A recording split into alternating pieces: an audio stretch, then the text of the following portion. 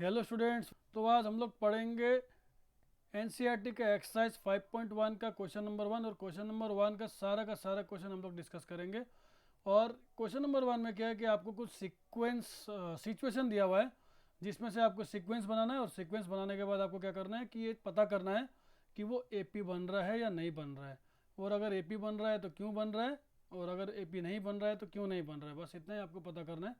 तो पहला क्वेश्चन हमारा है टैक्सी फेयर को लेके। तो टैक्सी फेयर का क्या बोल रहा है कि पहला किलोमीटर का जो फेयर है वो 15 रुपये करके, और उसके बाद हर एक एडिशनल किलोमीटर में क्या होगा, आपका 8 रुपीज़ करके लगेगा, एक्स्ट्रा करके लगेगा। ठीक है, तो ये जो सिचुएशन हमें दिया है, हमें इसको सीक्वेंस में पहले लाना है। तो मैं क्या मान लूँगा कि पहला जो आपका n किलोमीटर है उसका फेयर मान लीजिए an है। तो सोचिए फेयर फॉर 1 किलोमीटर कितना हो जाएगा।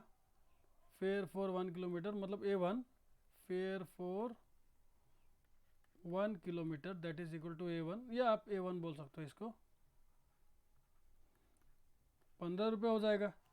उसके बाद क्या होगा, फेयर फॉर 2 किलोमीटर, उसको हम लोग A2 भी बोल सकते हैं। तो A2 क्या हो जाएगा, 15 में और 8 रुपये जोड़ दो आप, राइट। तो यह हो जाएगा 23। उसके बाद फेयर फॉर 3 किलोमीटर, जिसको मैं बोल सकता हूँ A3। तो क्या हो सकता है वो 15 प्लस 8 प्लस 8। ठीक है, 8 और जोड़ दूंगा मैं, तो ये कितना आ जाएगा आपका 31, 31। और अगर मैं बोलूँ फेयर फॉर 4 किलोमीटर, अगर 4 किलोमीटर चलता है टैक्सी, उसको मैं A4 भी बोल सकता हूँ। तो इसको मैं क्या करूँगा, 15 प्लस 8 प्लस 8 प्लस 8 मतलब क्या, ये 39। ठीक है, ये आपका हो जाएगा क्या 39।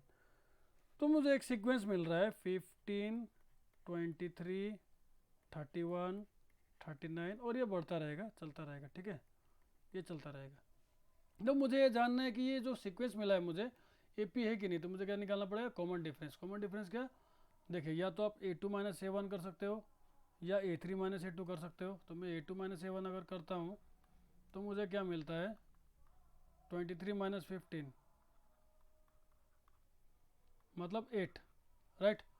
और अगर मैं A3 माइनस A2 करता हूँ, A3 माइनस A2, तो मुझे क्या मिलता है 31 माइनस 23 मतलब क्या मिल रहा है, 8 मिल रहा है। ठीक है, और अगर मैं A4 माइनस A3 करूँ तो कितना हो जाएगा 39 माइनस 31, फिर से मुझे 80 मिल रहा है।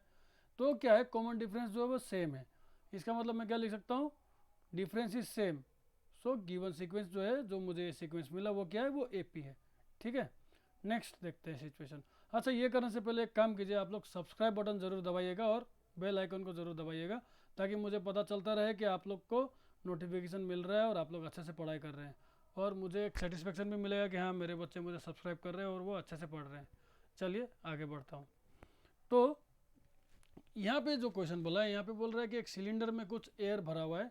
कितना एयर भरा हुआ है वो मुझे दिया हुआ नहीं है, वो मैं ले लूँगा, कुछ भी ले सकता हूँ मैं। अगर मुझे नहीं दिया है तो मैं एक्स भी ले सकता हूँ या मैं कोई नंबर भी ले सकता हूँ। मुझे इतना बोल रहा है कि मैं जितना बार उसमें वैक्यूम पंप लगाऊंगा तो एक बार में वो 1/4 ऑफ द एयर निकाल लेगा, खींच लेगा। सोचिए, मैंने एक बार वैक्यूम लगाया तो 1/4 ऑफ द एयर निकाल लेगा। अगर 100 है तो भाई आपका 25 लीटर निकाल लेगा। समझ गए। तो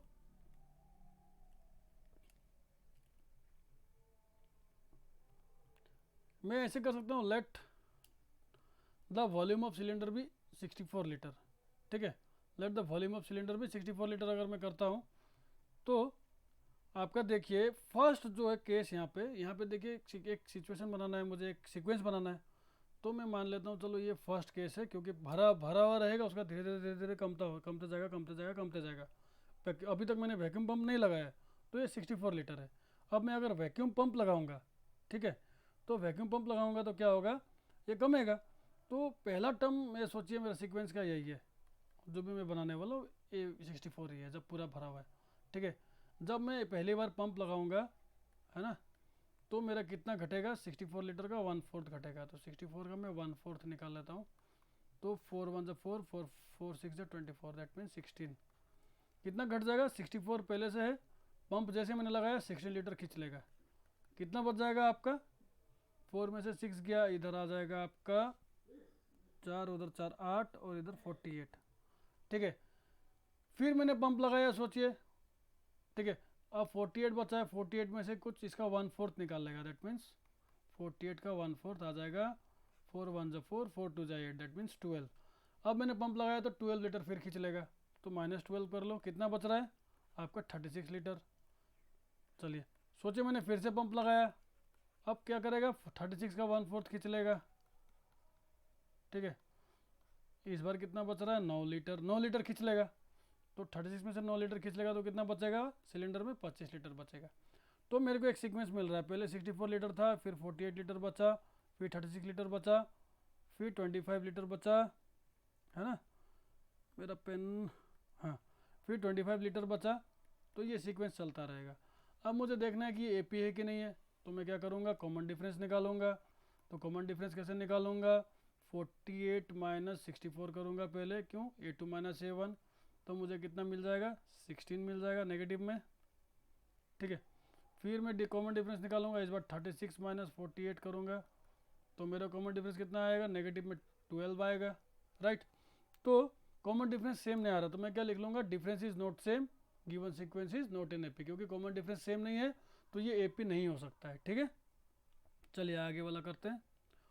अब बोल रहा है कि कुआं खोदना है। ठीक है, तो कुआं खोदने का जो कॉस्ट है वो 150 है, पहला किलोमीटर, मतलब पहला मीटर खोदने का 150 है, उसके बाद हर एक मीटर खोदने के लिए 50 रुपये करके एक्स्ट्रा लगेगा। ये मेरा सिचुएशन है। तो सोचिए कि 1 किलोमीटर खोदने का आपका लग रहा है 50, तो कॉस्ट ऑफ डिगिंग 2 किलोमीटर कितना हो जाएगा, ऑब्वियसली 50 से ज़्यादा लगेगा आपको, दैट मीन्स 200। फिर अगर 3 किलोमीटर खोदेंगे, 3 किलोमीटर खोदेंगे तो कितना लग जाएगा आपका, और 50 ऐड कर देंगे तो 200 प्लस 50, तो अब हमारा क्या आ जाएगा 250 आ जाएगा, राइट। अच्छा सोचिए मैंने और 1 किलोमीटर खोदा, तो कॉस्ट ऑफ डिगिंग 4 किलोमीटर कितना आ जाएगा 250 प्लस 50, दैट मीन्स कितना 300। तो मुझे एक सीक्वेंस मिल रहा है 150 200 250 300, है ना, ये मेरा एक सीक्वेंस मिल रहा है मेरे को। चलिए, तो ये जो सीक्वेंस मिल रहा है मुझे चेक करना है एपी है कि नहीं है। तो मैं कैसे चेक करूँगा, ऑब्वियसली डी निकालूंगा, तो A2 माइनस A1 करूँगा एक बार, A2 माइनस A1 तो कितना आएगा 50 आ रहा है, देखिए। फिर से डी निकालूंगा, इस बार मैंने A3 माइनस A2 करूँगा, तो 250 माइनस 200 मेरे को फिर से 50 मिल रहा है। नेक्स्ट अब मैं क्या करूँगा A3 माइनस A2 निकालूंगा, तो A3 माइनस A2 फिर से क्या आ जा रहा है आपका 300 माइनस 250 आपका आ जा रहा है 50। तो मैं देख रहा हूँ कॉमन डिफरेंस सेम है, तो the difference is same, so given sequence is in AP. ठीक है, चलिए नेक्स्ट वाला बोल रहा है कि बैंक में जो अकाउंट है एवरी ईयर आपका जो 10,000 जमा किया था उसमें आपको 8% करके इंटरेस्ट मिल रहा है। तो ये क्या सीक्वेंस इसका बनाओ और चेक करो कि क्या एपी बनता है। तो चलिए पहला साल जो डिपॉजिट किया मैंने, ठीक है, अमाउंट डिपॉजिट पहला साल जो मैंने डिपॉजिट किया वो सोचिए 10,000। अब आपको हर साल एक इंटरेस्ट मिलेगा, है ना, और इंटरेस्ट जुड़ता जाएगा।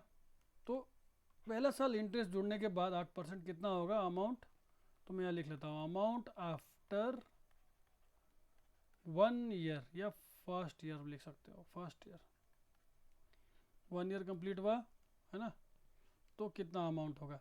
तो देखिए 10,000 तो आपका पहले से है ही है, कितना जुड़ जाएगा आपका 10,000 का 10%। तो कैसे निकालेंगे 10,000 का 10%, 10,000 इंटू, अच्छा 8%, तो 8/100, क्योंकि 8% का मतलब क्या है 8/100, 8/100 वही होता है 8%।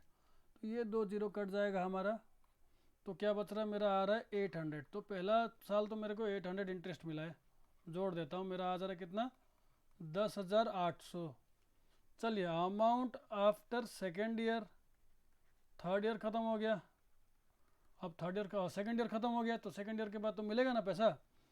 तो अभी मेरे पास 10,800 था, इसमें और 8% जुड़ के मिला होगा, तो 10,800 का 8% कितना निकलेगा, ये देखिए मैं निकाल रहा हूँ 10,000 का 800 8%, 8 8 जा 64, 8 0 0 6, 8 1 जा 8, 864 रुपये और मिलेगा।